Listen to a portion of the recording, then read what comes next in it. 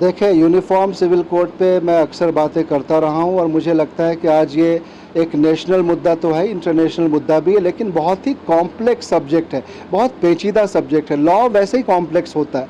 इसमें पहले चीज़ों को समझने की ज़रूरत है और बहुत ही प्रूडेंस जो कहते हैं ना, हिकमत अमली से काम लेने की ज़रूरत है, चाहे वो मुसलमान हो, चाहे हिंदू हो, सिख हो, आदिवासी हो, कोई भी हो। दो चार चीज़ों को आप इसमें ज़रूर समझें।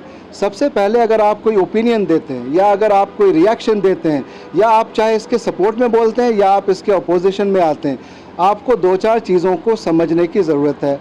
एक हिंदुस्तानी होने के नाते सबसे पहले मैं बोलूँगा कि आपको संविधान को समझने की ज़रूरत है, यहाँ के कोर्ट्स को समझने की ज़रूरत है। एक मुसलमान होने के नाते और एक प्राउड हिंदुस्तानी होने के नाते मैं ये कहना चाहूँगा कि आपको ये समझना है कि कुरान क्या कहता है, हदीस क्या है, फ़िक़्ह क्या है, मुस्लिम पर्सनल लॉ क्या है और मुस्लिम पर्सनल लॉ या हिंदू पर्सनल लॉज जो हैं, जो इसकी हिस्ट्री की अगर आप बात करें, बहुत लंबी हिस्ट्री है।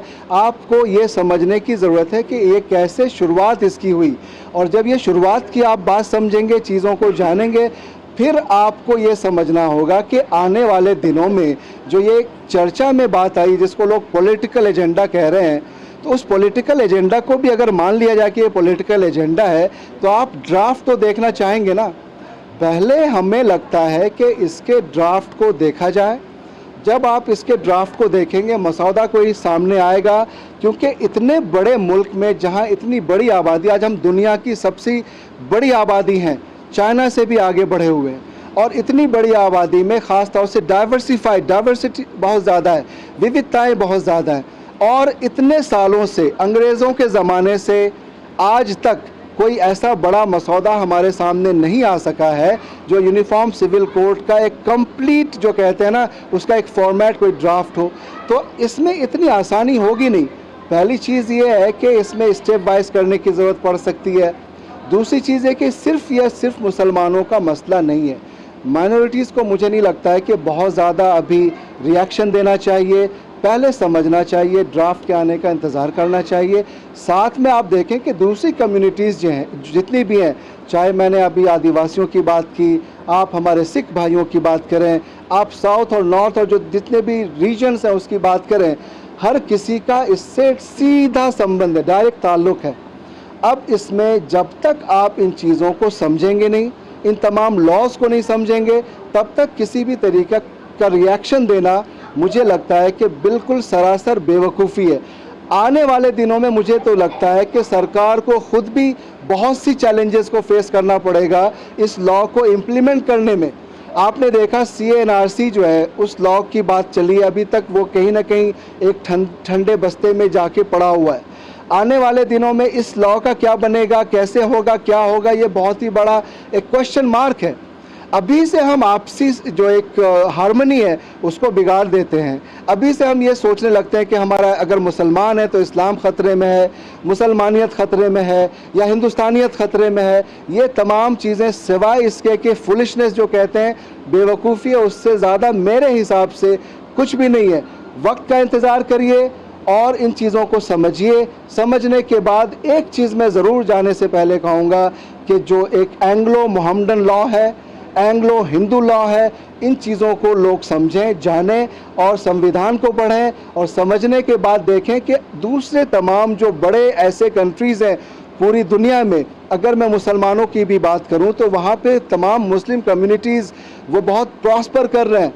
वहाँ पे यूनिफॉर्म सिविल कोड लागू है, वहाँ पे कोई शरिया का कानून नहीं होता। मैं ये नहीं कहता हूँ कि अगर वो नहीं है तो वो नहीं होना चाहिए, कुछ चेंजेस की मैं बात नहीं कर रहा हूँ, लेकिन रिफॉर्म्स के जहाँ तक बात हो, पॉजिटिव और हेल्दी रिफॉर्म्स की, कॉन्स्टिट्यूशनल और डेमोक्रेटिक वे में अगर उन रिफॉर्म्स की बात होती है तो मैं हमेशा उसको सपोर्ट करता हूँ।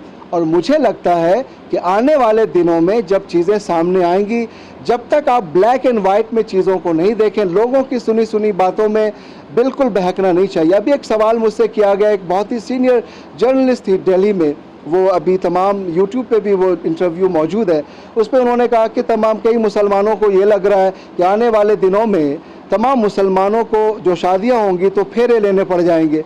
भाई, ये तमाम वहम है। किसी भी मुसलमान को, मुझे नहीं लगता है कि कैसा भी लॉ आ जाए उसमें फेरे लेने की ज़रूरत पड़ेगी।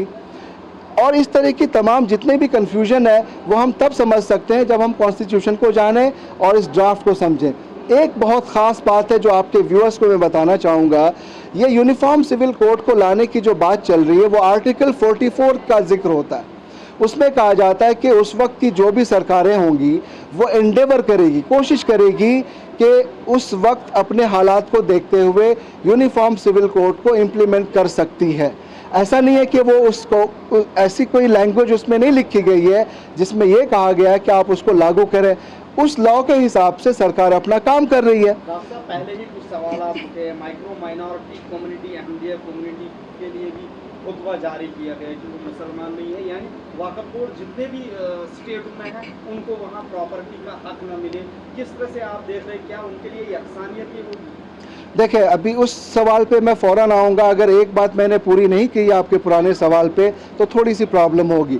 मैंने आर्टिकल 44 की बात करी, अब मैं आर्टिकल 25 से लेके 29 तक 30 सेकंड में बताना चाहूँगा कि यूनिफॉर्म सिविल कोड कभी भी आए, आप मेरे इस बात को रिकॉर्ड में रखना, किसी भी सरकार में इतनी ताकत नहीं है आज जो डेमोक्रेटिक वे अगर हम उसकी बात करते हैं, और कोई भी सरकार इतनी बेवकूफ़ी नहीं कर सकती कि वो जो हम फंडामेंटल राइट्स की बात करते हैं जो 25 से लेकर 28 और 29 में जिसमें हमें तमाम रिलीजन को फॉलो करने का अधिकार है, वो फंडामेंटल राइट्स, और जो आर्टिकल 44 है वो डायरेक्टिव प्रिंसिपल्स होती है, स्टेट की जो पॉलिसीज़ होती हैं, इसके फ़र्क को समझना चाहिए। और जब आप फ़िरकों की बात कर रहे हैं, जो आपने दूसरे सवाल में कहा, आपने रिजर्वेशंस की बात की, ये तमाम बहुत बड़े मुद्दे हैं।